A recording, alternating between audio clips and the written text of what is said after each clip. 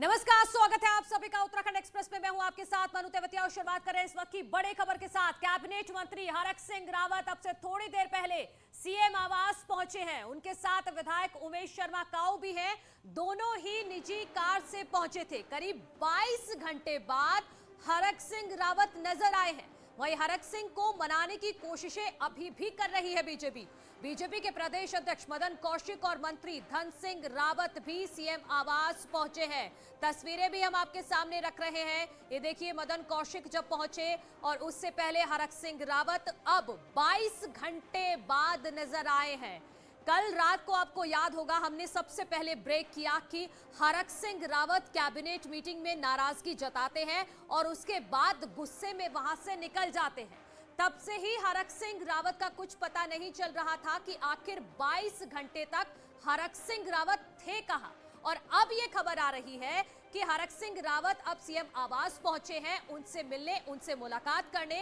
और इसके अलावा विधायक उमेश शर्मा काऊ भी उनके साथ हैं। दोनों ही निजी कार से सीएम आवास पर पहुंचे हैं। नहीं, कोई भी बात नहीं है, सब पुलिस वेल, सब ठीक है। आपसे मिलने आएंगे? हाँ, बैठ के बातचीत करेंगे आपस में, परिवार के हैं सब लोग, बैठते हैं, बातचीत करेंगे। तो ये थे प्रदेश अध्यक्ष मदन कौशिक, जिनका साफ तौर पे कहना है कि बीजेपी में जो कुछ चल रहा है और हरक सिंह रावत की नाराजगी जिस तरीके से अब मुख्यमंत्री आवास पहुंचे हैं दोनों बड़े नेता, प्रदेश अध्यक्ष मदन कौशिक और मंत्री धन सिंह रावत। सवाल है कि क्या हरक सिंह की नाराजगी इतनी बड़ी हो चुकी है कि अब मुख्यमंत्री के साथ बैठ के इस मसले को सुलझाया जाएगा?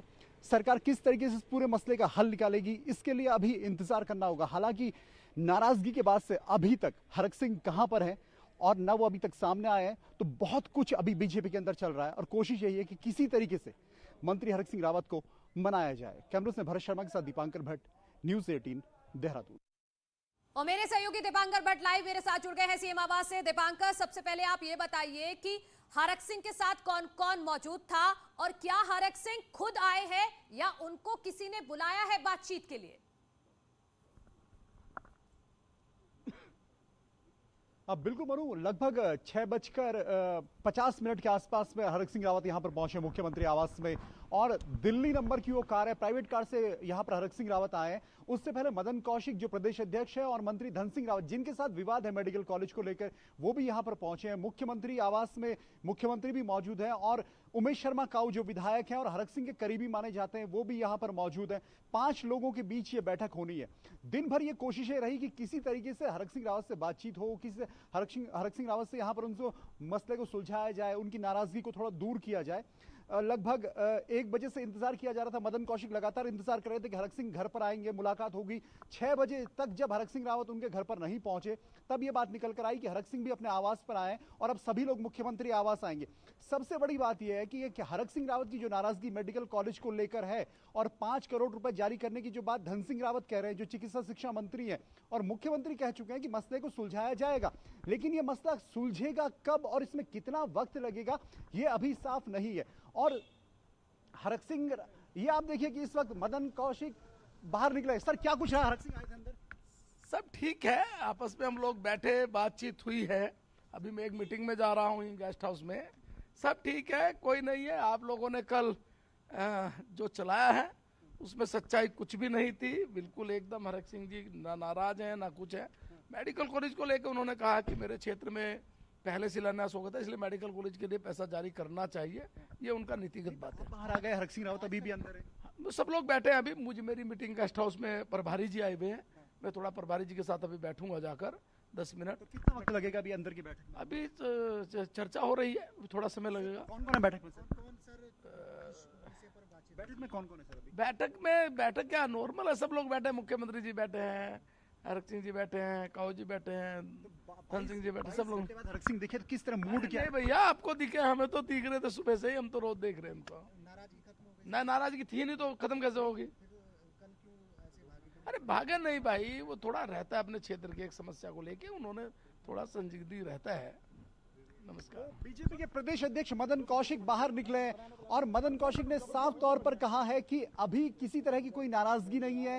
हरक सिंह रावत अंदर है, मुख्यमंत्री के साथ उनकी बैठक चल रही है, उसमें धन सिंह रावत मौजूद हैं और परिवार का मसला है, सुलझा लिया जाएगा। मेडिकल कॉलेज का ये विवाद इतना भी बड़ा नहीं है कि जिसे सुलझाया ना जा सके, लेकिन हरीश रावत और हरक सिंह रावत दो ऐसे चेहरे हैं उत्तराखंड की राजनीति में जिनको लेकर तमाम अटकलें रहती हैं, तमाम सियासी कयासबाजियां लगाई जाती हैं। तो अब सवाल है कि अब अंदर रह गए मुख्यमंत्री धन सिंह रावत, हरक सिंह रावत और उमेश शर्मा का प्रदेश अध्यक्ष मदन कौशिक को दूसरी बैठक के लिए जाना है, लेकिन उन्होंने कहा है कि ऐसा कुछ नहीं है कि इस बात से कोई बड़ा नुकसान यहां पर बीजेपी को होगा या हरक सिंह रावत यहां पर पार्टी से नाराज हैं। उन्होंने कहा कि आपने इस्तीफे की खबरें चलाई लेकिन फाइनली वो इस्तीफे की खबरें भी यहां पर बेबुनियाद साबित हुई।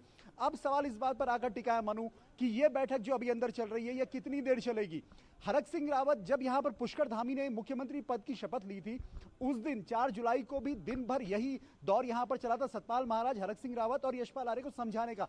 यशपाल आर्य ने पार्टी छोड़ दी, इसीलिए हरक सिंह रावत को लेकर यह डर लगातार बना हुआ है बीजेपी के मन में कि कहीं ऐसा ना हो कि मेडिकल कॉलेज की बात को मुद्दा बनाकर हरक सिंह रावत कांग्रेस में शामिल हो जाएं। और हरक सिंह रावत अगर कांग्रेस में शामिल होंगे तो गढ़वाल में एक बड़ा चेहरा है, जिस तरीके से यशपाल आर्य को कुमाऊं का एक बड़ा नेता माना जाता है, दलित नेता है, अगर हरक सिंह रावत यहां पर कांग्रेस में शामिल हुए तो बीजेपी के लिए एक बड़ा लॉस यहां पर रहेगा। तो इसी डर से बीजेपी बचना चाहती है।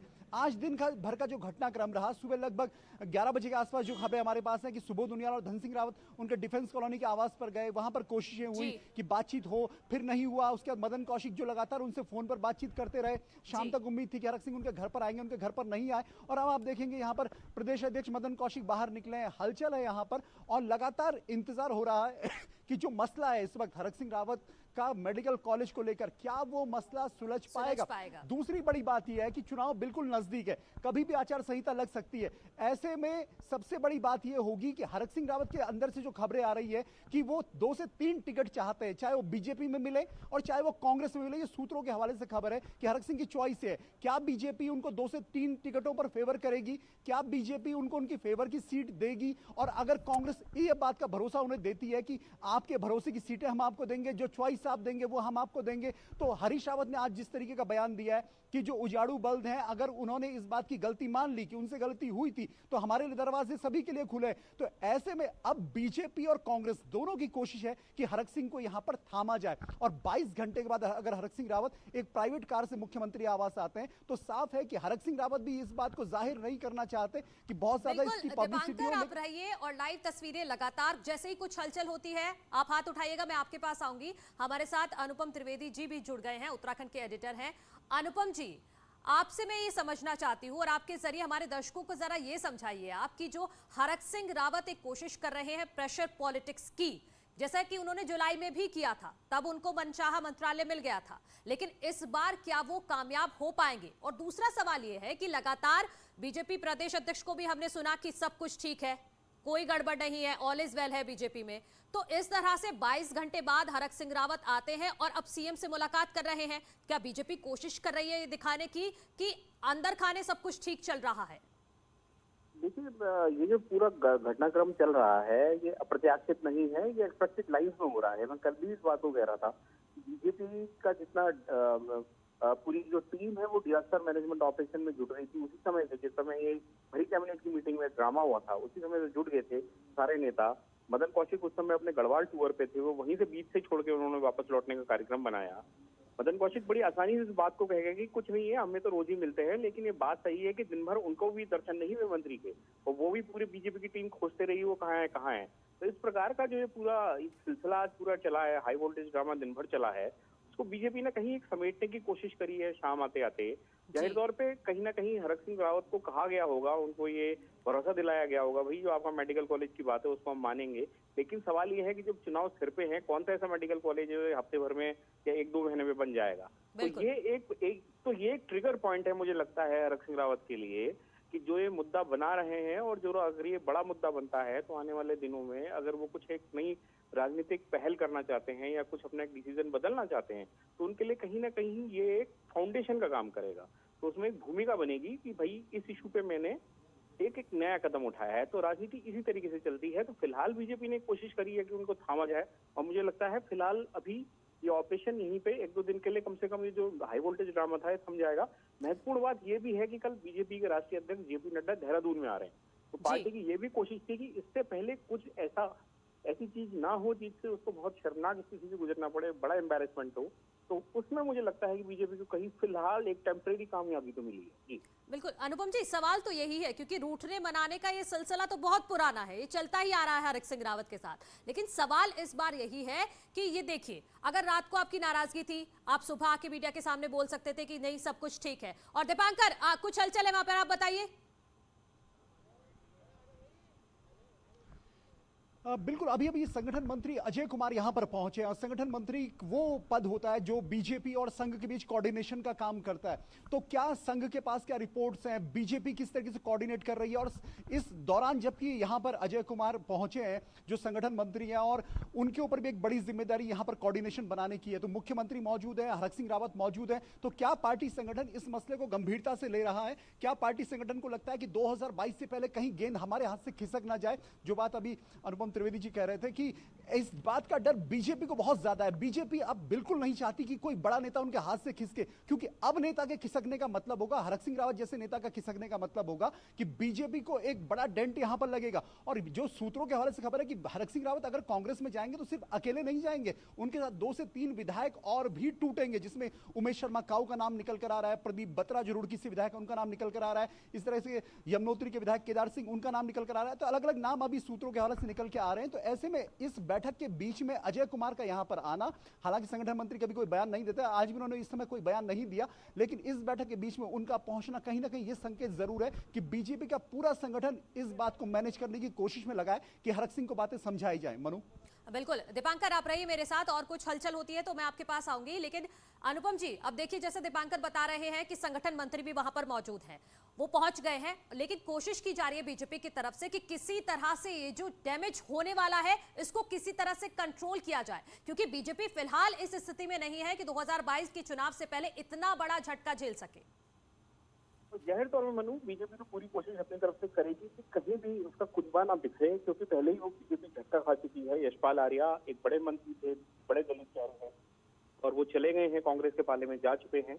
तो इसलिए बीजेपी बहुत फूक फूक के कदम रख रही है, हर उस मूवमेंट पे नजर रखती है। खासकर जो कांग्रेस बैकग्राउंड के मंत्री हैं उन पे लगातार नजरें भी थी पार्टी की, ऐसी बात नहीं है कि नहीं थी, और उन पे लगातार मूवमेंट पे, उनके हर हरकत पे, वो किससे मिल रहे हैं, क्या कर रहे हैं, पार्टी लगातार नजर बनाई हुई थी।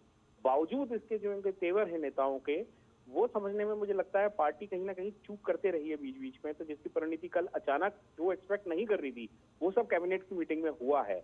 और फिलहाल जो बीजेपी ने लगातार कोशिश की है अलग अलग चैनलों पे थ्रू जो हरक सिंह रावत तक वो पहुंचे हैं, चाहे वो केंद्र के नेता हो, राज्य के नेता हो, संघ के जरिए हो, उनके क्लोज दोस्त हो, उनके जरिए हैं, वो लगातार पहुंचे हैं और उनको कहीं ना कहीं एक ये इस बात पे कन्विंस किया है कि अब अपना स्टैंड थोड़ा सॉफ्ट करिए, हम कुछ आगे बढ़ते हैं, कुछ आप आगे बढ़िए। तो लेकिन मुझे लगता है कि ये जो दोस्ती है और ये फिलहाल जो एक शांति का संदेश है, ये फिलहाल टेम्परेरी लगता है, खासकर ऐसी राजनीतिक स्थिति में जो चुनाव सिर पे है।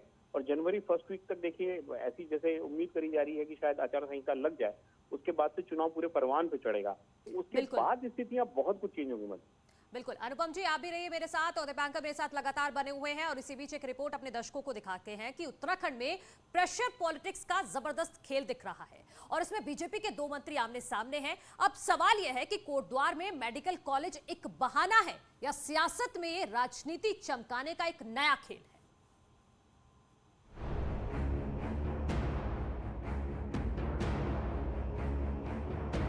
कोटद्वार में मेडिकल कॉलेज की मांग को लेकर भले ही मंत्री हरक सिंह रावत ने बगावती सुर दिखाए हों, लेकिन असल में मेडिकल काउंसिल ऑफ इंडिया के नॉर्म्स के मुताबिक एक जिले में एक ही मेडिकल कॉलेज हो सकता है और पहले से ही पौड़ी जिले में मेडिकल कॉलेज का होना कोटद्वार में भी मेडिकल कॉलेज की संभावनाओं को दरकिनार कर रहा था। लेकिन उसके बावजूद हरक सिंह रावत के तल्ख तेवर पार्टी के अंदरूनी कलह को दिखा गए। हालांकि दिन भर संगठन से लेकर मंत्री तक ऑल इज वेल का ही राग अलापते रहे। देहरादून में कितने मेडिकल कॉलेज है? देहरादून में कितने मेडिकल कॉलेज है? नहीं तो बन सकता है, तभी तो सरकार बना रही है। सैद्धांतिक रूप से हमारे तय था कि वहाँ मेडिकल कॉलेज बनाना है और कल 5 करोड़ रुपए सरकार की तरफ से स्वीकृति भी कर दिए गए हैं कि मेडिकल कॉलेज कोटद्वार को बनाया जाए। वैसे मेडिकल कॉलेज की आड़ में सियासत कोई नई नहीं है। कांग्रेस सरकार के समय में विधायक सुरेंद्र राकेश भी भगवानपुर में मेडिकल कॉलेज की मांग करते रहे, मगर वो भी अधर में रहा। इस बार सदन में कांग्रेस विधायक ममता राकेश ने भी यही मुद्दा उठाया तो सरकार ने उसे नियमों का हवाला देकर खारिज किया। अब विपक्ष इस पर सरकार को घेर रहा है। एक विषय जो एजेंडा पहले मंत्रिमंडल में चला जाता है मंत्रियों के पास। अब एजेंडे में अगर वो नहीं था तो इसके बारे में उनको शिकायत करनी चाहिए थी मुख्यमंत्री से। जब आप मंत्रिमंडल की बैठक में बैठे हैं और उस विषय पर या तो आपको विश्वास दिलाया गया था कि वो आएगा और वो नहीं आया, उसके बाद जिस प्रकार का वार्तालाप हुआ और जिस प्रकार की खबरें बाहर आई कि शर्मनाक है राज्य के लिए। अब सरकार भले ही कोटद्वार में मेडिकल कॉलेज के लिए 5 करोड़ के बाद और धनराशि जारी करने की बात कह रही हो, लेकिन चुनाव से ठीक पहले क्या मेडिकल कॉलेज की बात करना बेईमानी नहीं होगा या सिर्फ पत्थर लगाकर शिलान्यास की ही वोट बैंक के लिए राजनीति होगी? न्यूज़ 18 के लिए देहरादून से भारती सकलानी की रिपोर्ट। और उत्तराखंड के एडिटर अनुपम जी मेरे साथ लगातार बने हुए हैं, साथ ही साथ दीपांकर मेरे साथ जुड़े हुए हैं सीएम आवास के बाहर से। दीपांकर, सबसे पहले आपके पास ही आ जाती हूँ दोबारा से। आप जरा अभी का अपडेट बता दीजिए, कितनी देर हो गई है ये मीटिंग चल रही है और क्या लग रहा है कि इस बार हरक सिंह रावत को वापस मना पाएगी बीजेपी?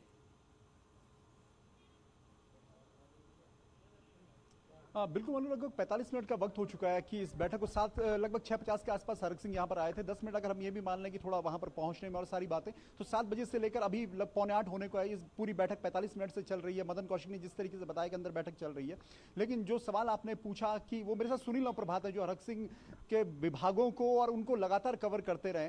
क्या आपको लगता है कि जिस तरीके से हरक सिंह को बार बार इस तरीके से वो कुछ करते हैं फिर उनको मनाया जाता है, ये जब इलेक्शन से पहले एक आखिरी दौर माना जा रहा है, मना पाएगी बीजेपी? देखिए, जिस तरह से हरक सिंह लगातार कभी रूठने और मनाने का जो दौर है, जो ट्रेंड है, एक उनका जो पॉलिटिकल एक जो कैरियर रहा है हरक सिंह रावत का, ये उसमें आपको लगातार ये देखने को मिलेगा, चाहे वो कांग्रेस रही हो चाहे बीजेपी रही हो, ये लगातार एक घटनाक्रम चलता रहा है। कल जब हरक सिंह मीटिंग से निकले थे और कल से लेकर अभी तक जो बीजेपी लगातार ये बात कहती रही है कि साहब हरक सिंह मैनेज हो गए, कोई आपस में कोई मनमुटाव नहीं है, लेकिन आप देखेंगे कि 22 घंटे तक मदन कौशिक गोपेसर से चमोली से देहरादून पहुंच जाते हैं, लेकिन 22 घंटे तक हरक सिंह से उनकी कोई बातचीत नहीं होती।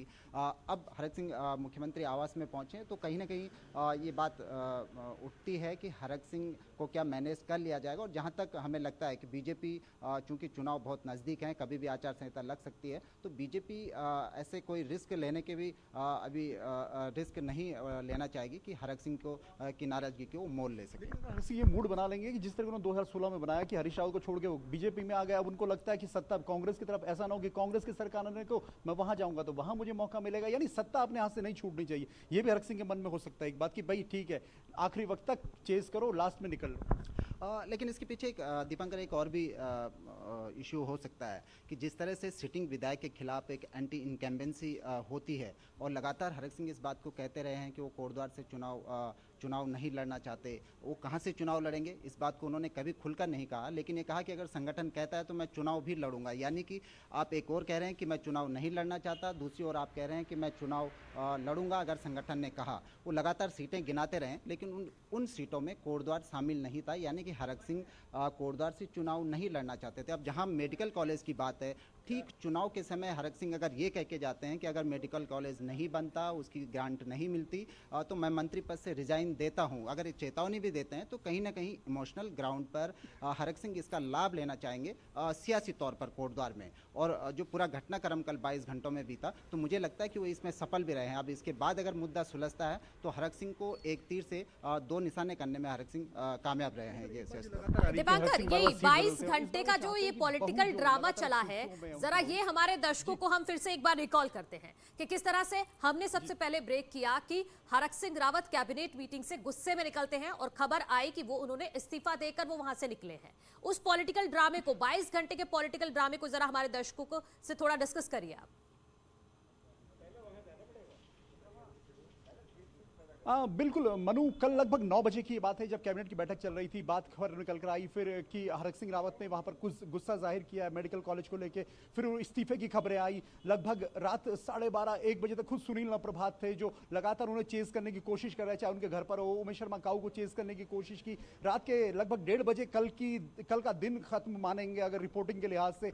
आज सुबह से इस बात को लेकर लगातार अंदेशा और चर्चाएं थी कि हरक सिंह रावत क्या सामने आएंगे, क्या हरक सिंह रावत की नाराजगी खत्म होगी। और उसके बाद जो खबरें आई दिन में कि लगभग 11 बजे के आसपास सुबोध उनियाल और मंत्री धन सिंह रावत उनके डिफेंस कॉलोनी आवास पर गए, लेकिन वो वहां पर नहीं मिले। जिस तरीके से मदन कौशिक लगातार उनको चेस करने की कोशिश कर रहे थे कहीं पर हरक सिंह रावत मिले, उनसे कोई बात हो सके। लेकिन हाँ, दोपहर के बाद उमेश शर्मा काऊ जो उनके करीबी माने जाते हैं उनकी उनसे कहीं पर मुलाकात हुई और देर शाम तक मदन कौशिक उनका घर पर इंतजार करते रहे, लगभग 6 बजे तक। 6 बजे के बाद मदन कौशिक फिर सीएम हाउस के लिए आते हैं, धन सिंह रावत सीएम हाउस के लिए आते हैं। इस बीच में धन सिंह रावत और मदन कौशिक की भी बातचीत होती है, धन सिंह रावत और मुख्यमंत्री की बातचीत भी होती है और मदन कौशिक और मुख्यमंत्री की बातचीत भी होती है। यानी देर शाम तक यह कोशिश रही कि किसी तरीके से हरक सिंह रावत को लाया जाए, उनसे बातचीत की जाए। और अब जो अभी टाइम चल रहा है लगभग 8 बजने वाला है, अब उम्मीद करेंगे 24 घंटे अगले 1 घंटे के बाद पूरे होंगे। तो इस 24 घंटे के भीतर क्या यह एपिसोड खत्म हो जाएगा या इस एपिसोड की परिणति 2022 की उत्तराखंड की राजनीति के लिए कोई नया फ्लेवर लेकर आएगी, कोई नया कलेवर लेकर आएगी। मेरा सुनील प्रभात है, एक जो सबसे बड़ा क्वेश्चन इस वक्त है वो है हरक सिंह की बहू को लेकर कि हरक सिंह रावत चाहते हैं कि अगर बीजेपी में रहूं तो भी बहू को कहीं पर सेफ हैंड उनके आगे पॉलिटिक्स को बढ़ाया जाए और अगर कांग्रेस में जाऊं तो वहां पर इस टिकट की चर्चा। सुनिए, लगातार ये बातें होती है कि हरक सिंह ये भी चाहते हैं कि मैं भी चुनाव लड़ूं और मेरी बहू को भी कहीं ना कहीं मौका मिले, वो इस बात को बुरा भी नहीं मानते। बिल्कुल, ये लगातार सियासी हलकों में बात उठती रही है कि हरक सिंह 2 से 3 टिकट की डिमांड कर रहे हैं। हालांकि हर बार इस बात को इग्नोर करते रहे हैं, लेकिन बहू के नाम पर वो लगातार इस बात को कहते रहे हैं कि हाँ, उनकी बहू सोशल वर्क लैंसडाउन में करती है। अगर वो टिकट मांगती है, राजनीति के फील्ड में जाती है तो ये उसका कैलिबर है कि अगर वो इस योग्य हैं तो उनको जाना चाहिए और मुझे इसमें कोई दिक्कत नहीं। अभी जिस तरह से यहाँ पर महामंत्री संगठन अजय कुमार पहुँचे हैं तो जो कोऑर्डिनेशन का काम करते हैं संघ बीजेपी के बीच और पार्टी संगठन के जो विभिन्न घटक हैं उनके बीच, तो कहीं ना कहीं उनकी मुख्यमंत्री आवास में आमद इस बात की ओर भी इशारा करती है कि जो तमाम पॉलिटिकल इश्यूज हैं हरक सिंह रावत और बीजेपी के बीच उनको भी आज सॉर्ट आउट इस मीटिंग में किया जा सकता है। तो मनु, सबसे बड़ी बात यही रहेगी कि क्या बीजेपी हरक सिंह रावत को यह भरोसा देगी कि आप अगर अपने लिए टिकट चाहते हैं वो तो ठीक है, लेकिन क्या आपके अपने फैमिली मेंबर्स के लिए या फिर दूसरे लोगों के लिए टिकट बीजेपी देगी? और अगर ये एश्योरेंस कांग्रेस की तरफ से मिलती है तो क्या हरक सिंह रावत फिर कांग्रेस की तरफ आगे बढ़ेंगे? बहुत सारा बिल्कुल दीपांकर, यही तो कि किन शर्तों पे आखिर हरक सिंह रावत अगर बीजेपी बनाने में कामयाब हो पाती है तो किन शर्तों पे मनाएगी, यही सबसे बड़ा सवाल है। अनुपम जी, आपके पास आती हूं। हरक सिंह रावत ने इस्तीफे की बात कहकर कोशिश की है 1 तीर से 2 निशाने साधने की। तो अगर वो इस्तीफा दे देते हैं मेडिकल कॉलेज के नाम पर तो वो बलिदानी हो जाएंगे, अगर वो नहीं देते हैं तो कहते कि मैं और कुछ और कर भी क्या सकता था मैं। हाँ मनु, देखिए इसमें मुझे लगता है कि अगर वो नहीं देते हैं तो उसके पीछे एक ही वजह होगी कि कहेंगे देखिए जिसमें इशू के लिए लड़ा वो मैंने कर दिखाया, तो अपने आप को एक मजबूत नेता के तौर पे प्रोजेक्ट करेंगे। और अगर दे देते हैं जैसे आपने कहा तो अपने आप को एक शहीद दिखाएंगे, एक मार्टियर दिखाएंगे कि मैं राजनीति में देखो इशू की खातिर मैंने अपना पद भी छोड़ दिया। लेकिन पहले वाली कंडीशन इमीडिएटली आएगी ऐसा कम लगता है। मुझे लगता है बीजेपी ने काफी हद तक उन्हें कन्विंस करा है और मेरा अंदाजा यह है कि शायद वो फिलहाल कुछ टेम्परेरी तौर पे शायद मान जाएंगे, मान मनूवल का तौर पर कुछ असर तो होगा। क्योंकि जैसे आज सुबह उमेश शर्मा काऊ ने भी एक दावा किया कि गृह मंत्री अमित शाह से भी उनकी बात करवाई गई है। अगर ऐसा हुआ है तो मुझे लगता है कहीं ना कहीं हरक सिंह रावत भी इन चीजों को कंसीडर जरूर करेंगे कि इतने सीनियर लीडर्स बीच में अगर उनसे कोई बात करते हैं तो उसका मान जरूर रखा जाएगा।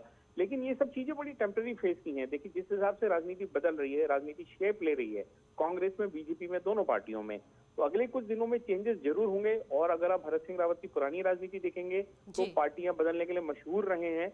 कांग्रेस से बीजेपी, बीजेपी से किसी दूसरी पार्टी में जाना उनके लिए नई बात नहीं है। बीएसपी में रहे हैं, अपनी पार्टी उन्होंने बनाई है, इंडिपेंडेंट भी वो उन्होंने राजनीति करी है। तो इस तरीके से उनका एक बड़ा लंबा चौड़ा करियर रहा है। तो वो कोई एक पार्टी में फिक्स होकर उन्होंने बहुत लंबे समय तक कोई बैटिंग नहीं करी, तो इसलिए कोई ताज्जुब की बात नहीं है अगर वो स्विच ओवर कर देते हैं अगले कुछ समय में। जीवन अनुपम जी, तो क्या हरक सिंह रावत प्रेशर पॉलिटिक्स के जरिए अपनी बात मनवाने में एक बार फिर कामयाब हो जाएंगे?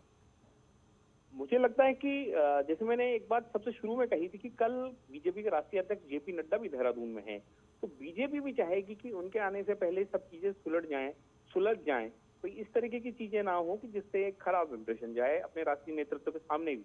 तो कहीं ना कहीं ये दबाव में पार्टी भी है, सरकार भी है, तो इसलिए हो सकता है कि कुछ बातों पे उनके मन मनोबल हुआ हो, लेकिन इतने इमीडिएटली देखिए जैसे मेडिकल कॉलेज खोलने जैसी बात है या उसके लिए ग्रांट पूरी रिलीज करने की बात है, इतनी जल्दी होता नहीं, इसमें बहुत सी फाइनेंशियल अड़चन होती है। सरकार ने उनको कैसे कन्विंस करा होगा, और इसी को लेके मेरे ख्याल से बातचीत चल रही होगी, और अभी जो बातचीत का दौर चल रहा है। बिल्कुल बातचीत का दौर चल रहा है और मेरे सहयोगी लगातार वहां पर बने हुए हैं, सुनील बने हुए हैं, दीपांकर बने हुए हैं। दीपांकर, इस बीच ये सवाल है कि आखिर हरक सिंह रावत 22 घंटे तक कहां थे, क्योंकि उन्होंने कल रात को अपना फोन स्विच ऑफ कर लिया था। किसी से बात हुई, कांग्रेस से बात हुई, बीजेपी से बात हुई, किससे बात हुई इसी बीच, और हरक सिंह रावत 22 घंटों तक आखिर कहां थे?